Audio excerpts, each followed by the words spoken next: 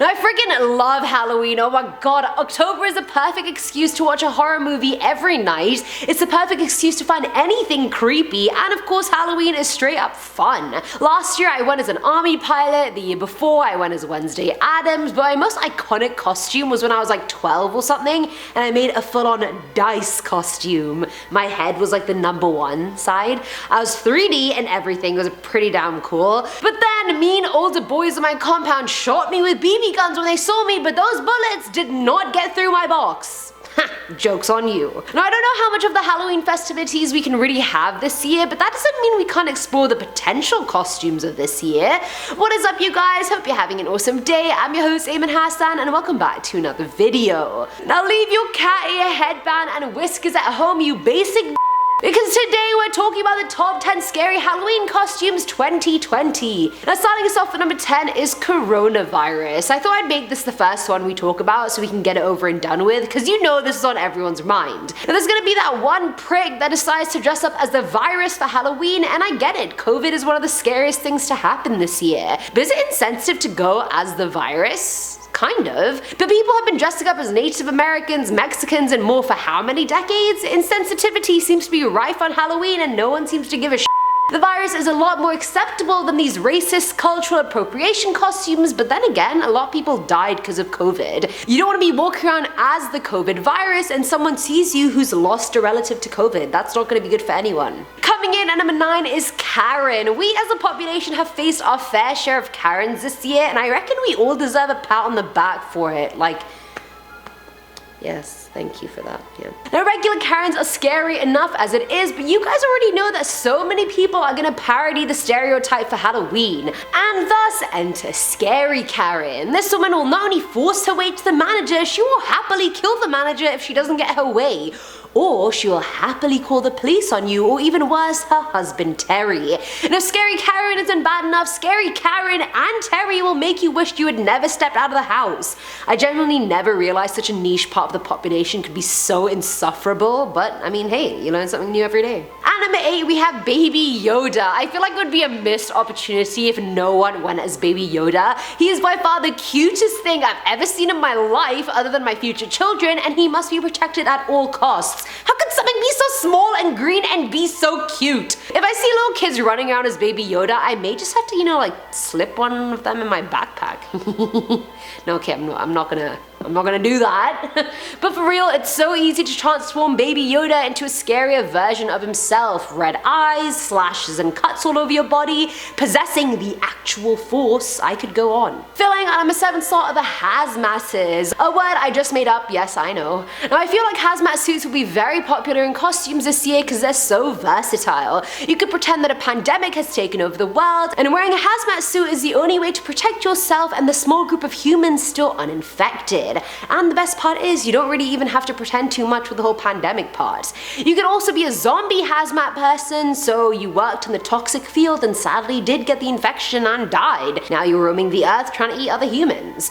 The options truly are endless, and because it's Halloween, there's really no right or wrong way to go about it, so wee-hee. Now at number 6 is Joe Exotic and Carol Baskin. Honestly, we all lived through that initial part of quarantine where Tiger King had just come out and it was taking everyone by storm. Then we watched it and saw the horror that is Joe Exotic and co, and of course Carol Baskin. I can bet my entire life on the fact you're gonna see so many people dressed as either one of these people for Halloween this year, and I'm not about it. For one, Joe Exotic killed the tigers. Carol Baskin most likely killed her husband and fed him to the tigers. Like, these people are not ideal role models. I'd like to see someone go as Carol's missing husband. That would be a major plot twist and the funniest thing ever. But I mean, she does have quite interesting outfits, so it really wouldn't be that hard to be her. You know, long blonde wig, cheetah print dress, flower crown. Hello, all you cats and kittens. See, I just became Carol Baskin. And I mean, with Joe, just wear the most flamboyant outfit you can, stick on that handlebar mustache, and you're good to go. Coming in at number 5 are the Fall Guys Jelly Beans.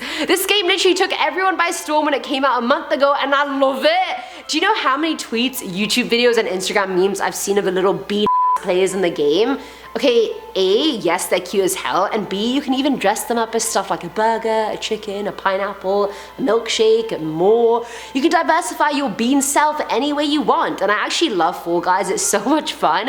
You don't even have to go as one of the beans from the game. You can turn yourself into the scariest bean you want to be. It's all up to interpretation, and that's what we love about Halloween. At number 4 are anti-maskers, also known as complete idiots. I'm sorry if you're an anti-masker watching this, but this is the stupidest thing I've ever heard of. Wearing a mask doesn't impede your rights or freedom. It's literally just for protection and prevention. I don't know why people have to take it so personally, like calm the hell down. So in true scary fashion, I'm sure a lot of people will parody the very serious anti-maskers that have come out of the woodworks this year, and good. Hopefully they run into someone dressed as COVID and see how effective being anti-mask really is. Filling at number 3 slot is an incoming Zoom call, which also may take the cake as the most annoying thing to come out from this year. Whether it's for online classes, work meetings, other things, Zoom's probably the second most downloaded app this year after TikTok. Sometimes the call is scheduled and it's planned, and other times it's not. Who is that mysterious address that's calling you on Zoom at 1 o'clock in the morning? Your boss? No, they wouldn't call this late. Your parents? No, they're fast asleep. Boom, you answer the call and the webcam shows you in your bedroom. How creeped out and terrified would you be? I feel like this would be such a fun, scary one to go as. I would honestly commend anyone who tried.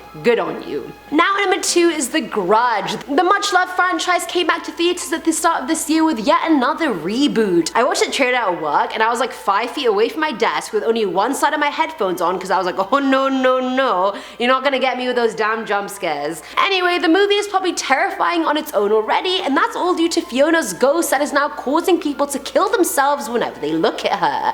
Fun, I know. You could really go as any form of her in a costume, but I reckon the more blood you put on yourself and the darker makeup you use under your eyes, the freakier you'll be. And also, if you dress up as this one, please don't find me or talk to me in the street. I will myself. And finally, at number 1 is The Creature. Another movie that came out at the start of this year was Underwater, starring Kristen Stewart, Jessica Henwick, and more. Now the premise of the film is basically Kepler 822 is a drilling and research facility located at the bottom of the Mariana Trench, which is the deepest spot in the world. The facility starts leaking water, and the crew realize the only way they're gonna survive is if they walk 1 mile on the ocean floor to another facility. But as they step out, a mysterious undiscovered creature starts attacking them one by one, and you, my friend, can go as that nightmare. Imagine being a creature so deep, so alone, so untouched by light or humans. Like, what kind of hell did these people walk into? I would not want to ever see this creature, even in my worst nightmares, nor would I want to see any of you dressed like it, but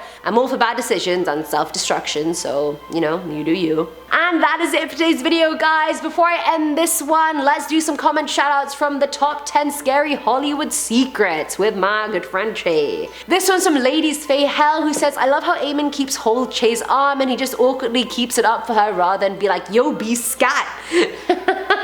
Honestly, I know I look really annoying with Che in our videos, but he's even more annoying. Like, I can't even tell you. So honestly, like, I think it's fine. I always hang on to him, but he's annoying too, you know?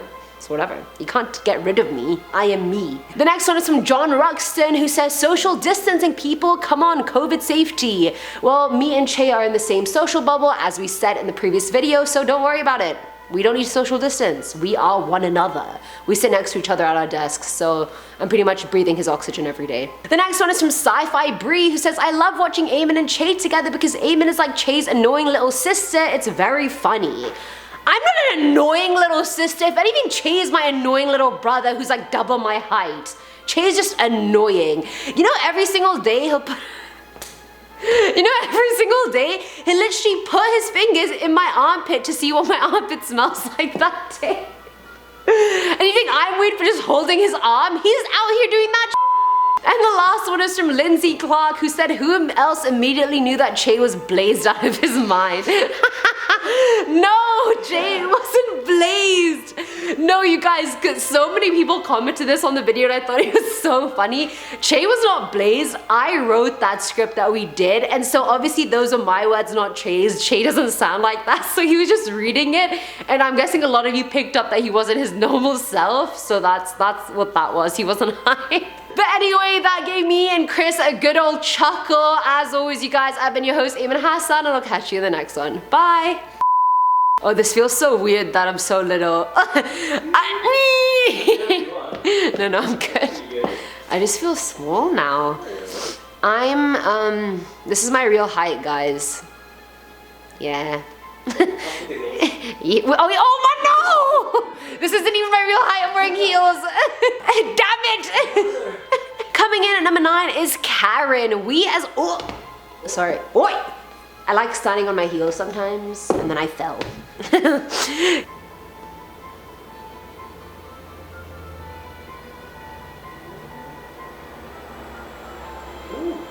What even?